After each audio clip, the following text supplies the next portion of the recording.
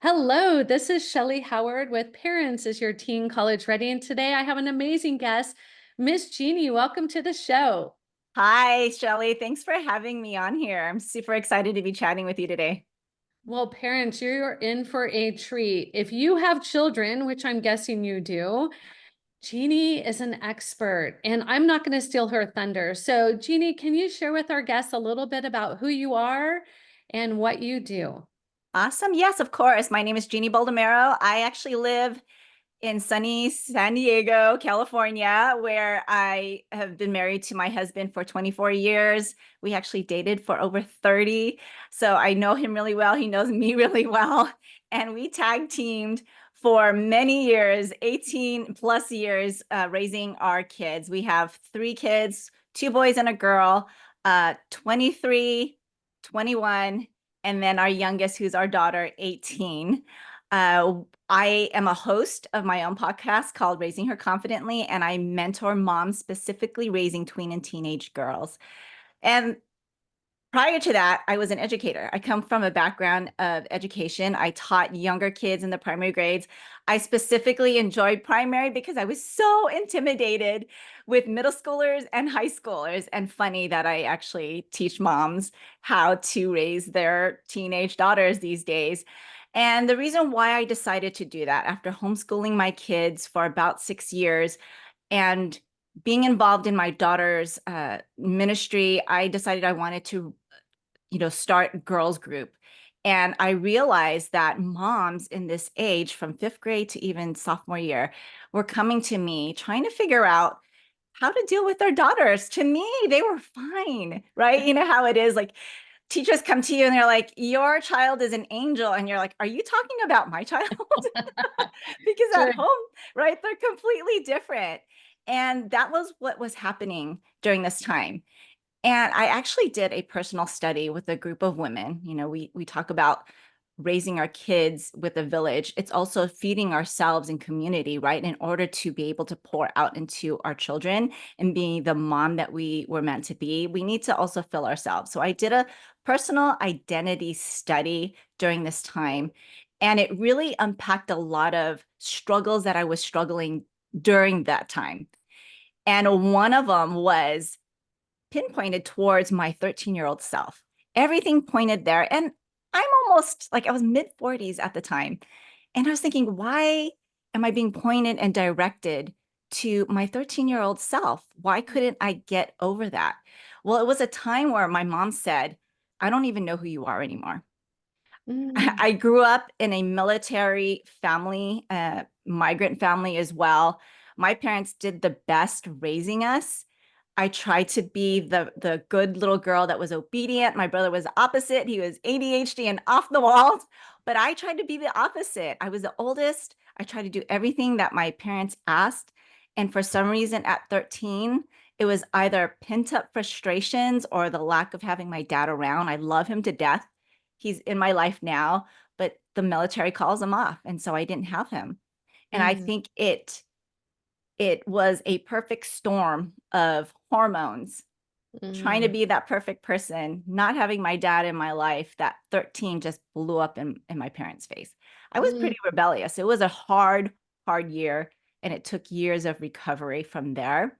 So that is why I have this passion of mentoring moms, specifically raising tween and teen girls, because I want to speak to the person that's my Mm, mom that needed somebody, that needed community, that needed tools, that needed information on how to raise a daughter who suddenly she didn't know anymore. So that's where we are now.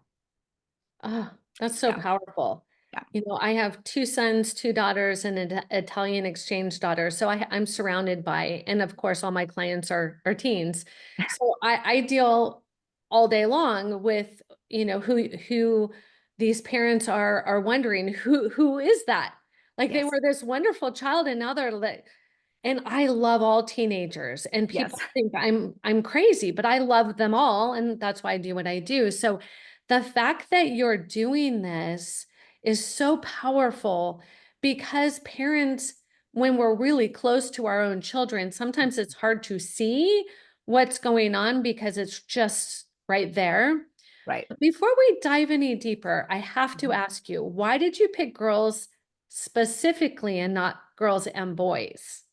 I know you would think so. I've gotten this question quite a few times because I've raised boys. I've had two boys and a girl. Actually, it's Yeah. outnumbered by boys. But I specifically chose mother-daughter relationships because of my own personal story and because I'm raising my own daughter. I knew this was my calling to change the dynamics of what I know my mom wanted with me, that I can pass on and have this relationship with my own daughter.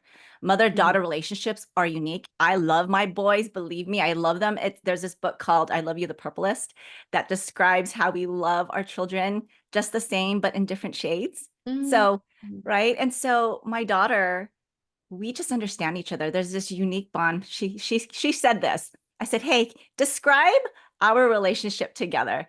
And she's like, and I said in one word. She said, "Oh, dynamic." I was like, "That is perfect. Dynamic because it ebbs and flows. Because we are so emotionally bonded, it can cut us, but yet warm our hearts at the same time." Mm. And mother daughters, you think of villages, it's the women that gather together. It's the Mhm. women that surround raising other people's children that do, that help with the house, that make the money, that contribute to our community. It's the women that do that together. So that is why I specifically chose mother-daughter relationships, because I know that in the tween and teen stage, it's very fickle and it's very emotional on both ends, both mom and daughter. When you think about the stage of midlife, this might be TMI, but our daughters are going through hormonal changes during this time as they develop into a young woman. And we are also at that same stage where we're also changing hormonally, transitioning into menopause. And so you see this heightened variation and emotions that affect both of them. But if I could speak to the mom, knowing that you have gone through what she's gone through as a teenager, then it Mm. shifts our perspective a little bit bigger, a big picture, because our ultimate goal, and I know mom's desires, are to have a healthy relationship where they don't need to do the repair as adults. Right. Yeah. Yeah. And that brought up a really important point is who do you help? Do you help the parent? Do you help the teen? What does this look like? I'm listening to you as a mom of two daughters, very different daughters. Yes. And I'm thinking, would you coach me or would you tell them to stop that behavior? No, I'm kidding. Or would or would you coach them? I've been asked, can I coach their daughter? And my answer is no, because although our ultimate goal is to be able to shape their daughters to embrace who they are, who their true identity is, to instill confidence, which is why it's called raising her confidently, instill confidence in her to know how to, put up personal boundaries and even know what boundaries are, to know her own value and worth and not to have to struggle with that. Really, it's the relationship that you have with your mom that Mm, that happens. I do not want to get in the way of a relationship opportunity that can connect them between a mhm, mom and daughter, which is why I coach the mom to connect with their daughter in a different way. I think sometimes we imagine our daughters still, like, think of those boxes that you just old school toys that you mhm, would put like a circle cylinder into a circle hole or a square into a square hole. And most times moms are still trying to fit a square into a circle hole because now she's a circle. She's changing. And so mm, this is where we have to shave those sides to round it out a little bit mm, into this next phase where relating, connecting, communicating with your daughter is just going to look different. And it's going mm, to require a lot of patience, a lot of trial, and a lot of grace for both of you. It's so mm. easy for moms to shame, blame either the daughter or themselves for not having the relationship they want when they don't necessarily understand what's going on. I think it goes back to knowledge, right? And Yes. there's no book.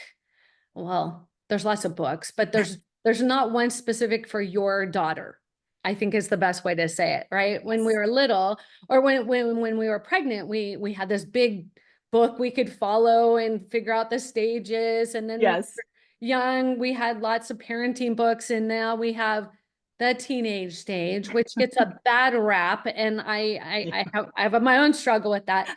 But let's talk about for a minute. I'm listening and I'm wondering, do you help moms that have a good relationship and want it to be better? Or do you mainly focus on the ones that somehow they're just not communicating, they're not connecting, and the relationship is bad? What does I that look focus, yes, I focus on the spectrum, like? Okay. right? And then of course, the ultimate is really the ones that just cannot connect with their daughters. But I do a spectrum of them because I think in any relationship there are ways we can improve. What I teach is creating open communication in ways of creating space, having them feel understood, empathy, when to let go, creating a village. And I think in any relationship, no matter how healthy or unhealthy it is at the time, they can value from any of these elements of continually to even just let go a little, from a mom's perspective, you know, feeling like your daughter is, and this is mine and my mom's perspective, is, oh, my daughter's doing everything I think she needed to do. Mm, She's doing everything I've said she should do, and mhm, she's being obedient. But there's mm, a difference between being obedient and being real and honest and having a safe space to really be imperfect. Right. And I felt like, and I love my mom. If you're listening, I love you, mom. And we have a great relationship right now, but I wasn't able to do that. I wasn't able to say, I can't do that or I messed up because mm, she's felt like because I was so obedient, like it would be a surprise and I would feel like I'd let her down. So mm, there are those aspects in a relationship that needs to be unraveled. It's sure. just we want honesty. We want honesty and health in our relationships. And when things go really, really, really bad, will she come to you? Right. So, question, I obviously deal with a lot of parents and their teenagers, and I'll be on a call, initial call, and a parent says something, teenager rolls her eyes. Boys don't do this. Yes. She rolls her eyes, and the dynamic starts, right? So I'm seeing this, I'm visually seeing this. Yes. Yes. Is this something that you could work with a mom to help stop that behavior? Oh, definitely. And this is exactly what I do is how does a mom help with daughters rolling their eyes? How can they have empathy with that? And how, because you cannot control what you cannot control. You can only control what you can. And so that is what I help moms through. I actually have a course called Talk to Your Teen Girl Framework where I teach you how to actually talk to your girl so that she can talk to you, not you talking to her, because I think we're pretty good at talking at our girls, but what we're having issues with or challenges with, and I notice that a lot of moms who I've worked with have said, is the struggle is for her to come back and talk to me without just nodding her head, a one-word answer, or just telling me what I want to hear. Mm, And that is so important right there. right. I'm going to pause on that because the number one thing that when I'm working with new families, the struggle is my daughter has no idea what she wants to do. I mean, 9 out of 10 times that will come up in somewhere. They may know they want to be an engineer, but not what kind of engineer. They may know law, whatever. So I think it would be a wonderful gift if the parents, the mom and the daughter could have that communication. Because when I help them, they're more than happy to tell me everything that I need to know. So what is that dynamic about that is the struggle between, is it the expectations of the daughter? Where's that dynamic? Because they tell me everything and then the parents like, I said the same thing and they don't even listen to me. Oh, yes. And that is like the perfect thing. Like I just said the same exact thing, but for some reason, when you said it, they heard it. But when I say it, it's just nagging, right? For And sure. so, well, when we think about the teen stage, we think about the hormone changes and why do we even have puberty? Well, it's for our children to leave the family unit to go and procreate and start their own, right? And then it can start as early as for girls 8 years old. I mean, Wow. it's crazy. I know, I know. And you're probably thinking, mom, with her jaw dropped, just like yours, Shelly, like they're not ready to be a mom yet. No, they're not. Developmentally, they are not. There's so many things that they still need to experience and learn in order to even get there. But that's biologically where they're at. And mentally, they're already thinking, I can do this on my own. They're trying to discover who they are, what their identity is. And then, the storm of having to be put in the corner with mom saying, hey, we're about to have this meeting with Shelly. You better know what you want to talk about or what you're going to do because we're about to talk to her. And it's like that pressure from mom and dad, even if you don't mean to pressure them, Mm, it's the unspoken word because you're mom and dad and she wants to be independent, that maybe she just doesn't want to answer that question because it's her answer. It's mm, hers. And mom and dad, you right now, you don't have any say in it, right? mm. You don't, this is what they're thinking. Does that validate that they're right? No, it doesn't because they're still a minor, right? I mean, like you're responsible for them. But this is what they're thinking. It's my decision. I get to discover it on my own. I don't want you to put any input in it. Mm, So if we are communicating with our daughters and always putting our input, trying to say, hey, I think you should do this instead, or maybe have you thought about this, then it starts to depreciate her own value of what she's thinking, even if it sounds crazy, even if it sounds crazy. Because it right. is crazy. I mean, as she matures, she'll probably think, oh my gosh, that was crazy. But I'm so glad my mom and dad gave me the space to listen, right? Mhm, So right. if moms and dads would love to hear what their daughters want and be able to freely share it like they do with you, Mhm. then give the space where she feels like she's not going to be judged for it. Mm, And that takes some training. And that's what I teach and talk to your teen girl framework is to be able to keep yourself from putting your input. It's almost like having coffee with your girlfriend. It's listening more than giving your own opinion, right. empathizing more than you should do this, right? And leaving a coffee chat with your girlfriends like full. And that's what we want our daughters and our sons to feel is that when they leave your conversation with you, they feel full instead of depleted. Right. Yeah. Where I see this come out a lot is community service. So we're very, our mission is to help 1 million families get into college and graduate debt free. And part of that is it's my belief that if every child did community service in an area they would enjoy, that's the big point right there, exclamation, that our world would be a better place, right? If everybody leaned into that. So where I see a lot of the friction, if you will, is the mom will say, well, why don't we go and feed the homeless? And the daughter's like, I'm terrified of the homeless. No, thank you. That sounds awful. And the Yes. mom's like, but I think it would be great. And then you start to see this struggle. Is Yes. that the kind of communication you can help these families navigate? So it is a positive and listening to what that young lady is passionate about and wants to serve in her community. Is that something you can help with?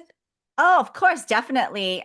We talk about giving choices and widening boundaries. I think sometimes we forget as parents that the boundaries we've set with them as elementary school age kids, we keep those boundaries or even tighten them a little bit more because you start to sense a little, I put in quotes, rebellion, when actuality it's their way of expressing how to be independent, right?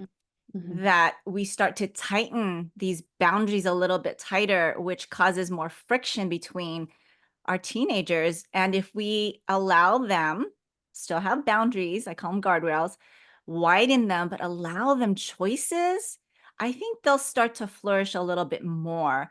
and we can control less, but still guiding them to what we want to do. For example, you talk about the community service aspect. It's, hey, we're going to do a community service this week, but guess what? You get to choose which one. Instead of Mm-hmm. me choosing this month, you get to choose this month. It gives them a sense of ownership. It gives them a sense of responsibility, and it gives them confidence to know that this is what I want to do. I get to decide for the family, and you're giving me that choice, and you guys are for it. You're for it. And at the Mm-hmm. same time, moms feel like they're still in control because they're giving them this boundary of community service is going to happen, but you get to choose. So it's communication like that, and being able to help moms shift their roles in the parenting stage is what I teach too. It's like, Mhm. hey, if you're going to continue to coach with the shades of looking at your child like she's still 9, then you're going to have a very hard time. We need to change those shades and start looking at your daughter, your son, as a growing individual who wants to become his own or her own. And isn't that ultimately what we want as a parent, right? Yes. So I love, I tell this story when I dropped off my son at Harvard and we were in the dorms and we were unpacking, all the parents were there and the moms were in tears. They were crying. And my son looks at me and he says, "Mom, why aren't you crying? Why aren't you sad?" And I'm like, "Are you kidding me? Like I just won the lottery. Like Yeah. we're at Harvard. Hello." Yes. Hey, I mean, so I think sometimes it is hard to almost see ourselves in that way. yeah. So what would be the first thing or if I'm a parent listening and I'm Mhm. going, I wonder if this would be helpful to me. Is Yes. there like a quiz they can take or how would one know that they need somebody like you to step in and guide them? You know what? Perfect timing.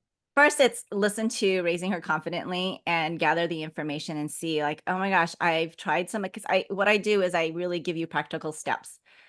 But I also have a free 2-day Teen Talk workshop that is happening beginning of November that they can go and get educated, learn how to learn about the teenage stage and how your girl is just changing, so that it gives you a sense of understanding, because that's really what girls and teenagers really want, is a sense that they're understood and that they're seen, Mhm. right?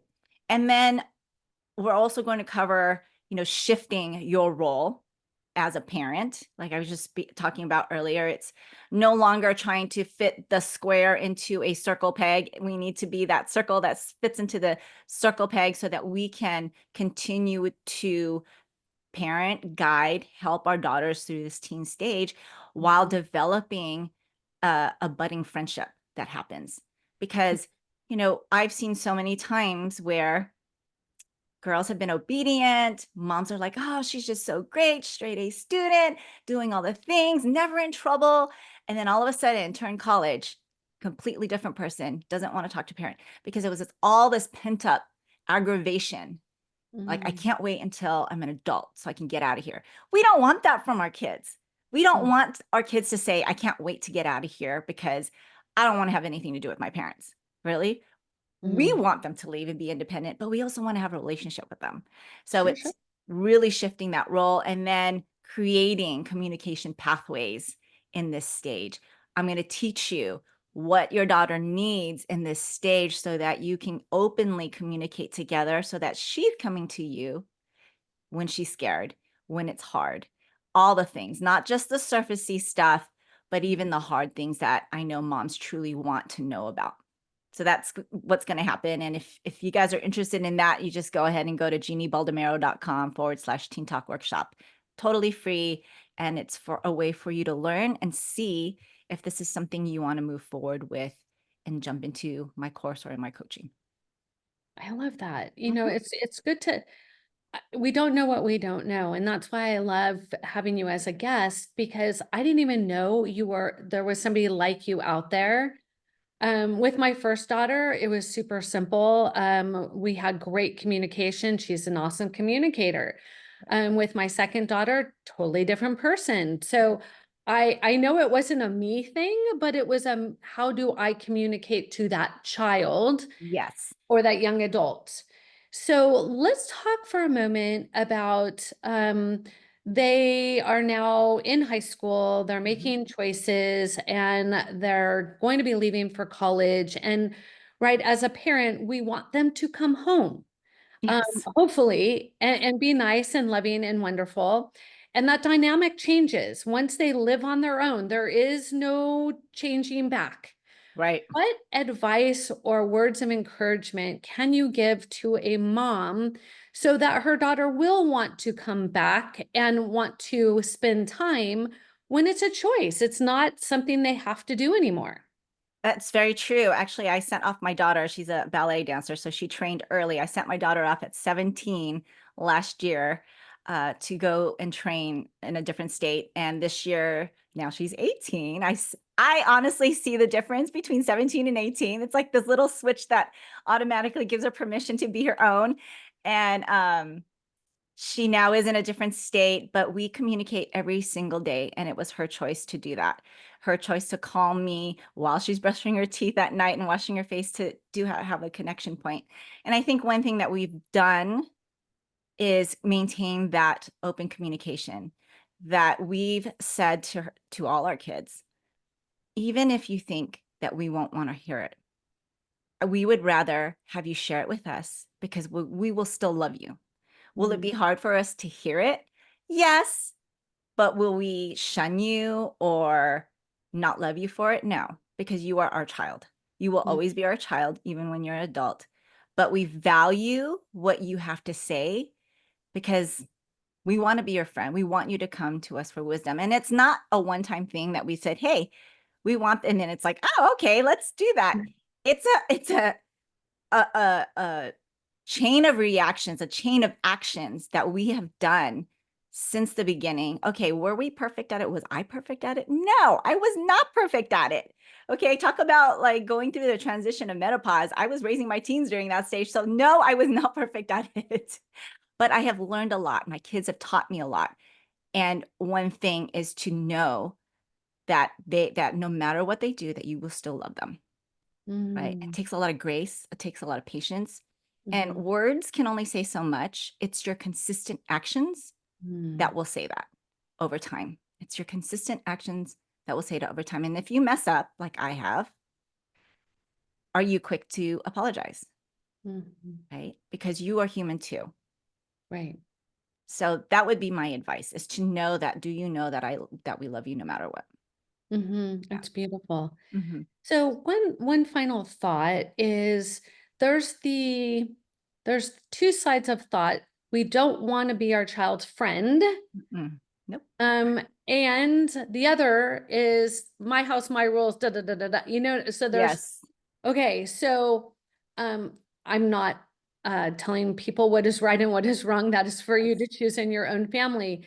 Um, are you able to help both of those mindsets and without having that parent feel uncomfortable in how they want to raise their child? Because there's some people who are like, but they're not my friends. They're this is my way or the highway. So how Yes. can you speak to that? Oh, my husband's that way. We have different parenting styles. I mean, there's an episode in Raising Her Confidently where I have my husband on, and we talk about how important it is to communicate and still value our different parenting styles, right? Mhm. So, and what our boundaries are when communicating with our kids, and to also respect each other's type parenting styles. There's this great quote by Mark Grigston. He's the author of Tough Guys and Drama Queens. And he has a ranch that helps troubled teens, and they live there and they work there, and he works with them. And this is one of my favorite quotes. It's actually on my website. Truth with judgment pushes kids away. Truth with relationship draws them to you. So we Mm, can think truth and equate it to authority, authoritative, and then we think relationship as grace, friendship, right? And the beauty of this stage of tween and teen stage is we have this crossroads where I think raising our kids, and I explain this in our workshop if you attend, about our roles during the early years, how it's pretty much authoritative. You know, we have to set the ground rules. We can't let a 3-year-old do whatever he wants. I mean, he might die. And, but there comes a time, right, where naturally our teenagers want to explore being independent and rightfully need to come into their own identity. And this Mhm. is where relationship and how we relate to our daughters matter. Now, do we become their bestie? No, because you will gain zero respect, Mhm. lots of confusion. And when you really need them to do something, they will not listen. Now, do we remain that disciplinary and authoritative mom of a 3-year-old? No, because we cannot treat our teenagers like a 3-year-old. So there's this happy medium that I teach about, and that's really becoming a coach. And I teach, if you join me on this workshop, I teach you what that looks like because there's this happy balance of authority and relationship. You cannot have authority without relationship, and you cannot just have relationship without authority. So it's a Mhm. good mixture of both, but I know the how is very hard, which is why I teach it because I think it's so important.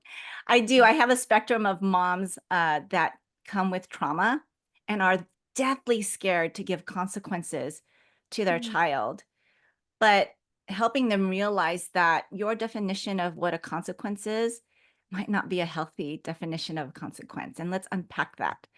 Mhm. Sometimes it's there. I'm not a therapist. I'm going to tell everybody I'm not a therapist, but sometimes unpacking that helps reveal why we think the way we think. And if Mhm. we can take that lie that is no longer true in our lives and replace it with something healthy, I think it matters. I think authority and relationship can be healthy together. It's just how we see it. For sure. Yeah. Yeah. I love that. Well, if a parent is listening and they're like, I need this, how can they reach out to you? Sure, you can find me at raisingherconfidently.com. That's where I have all my information. I have a free group you can be a part of. I believe moms need to be a part of a community. This can be a very, very lonely place. Raising a teen girl, especially if you have friends who teen girls might be thriving, it's very hard to share that. So I get it. I also have my podcast in there with lots of information that I give through the podcast, as well as information for the upcoming Teen Talk workshop that I would love to invite you to be a part of. Outstanding. Well, thank you so very much for all of your time, your wisdom, and just, your ability to say it's going to be okay and we're here to support you. So, thank you for being on the show. And parents, I encourage you to take advantage of these resources because it is a village. We can no longer do this alone. Right. So, thank you so much. Until next time, well, have a good day. Thank you, Shelley.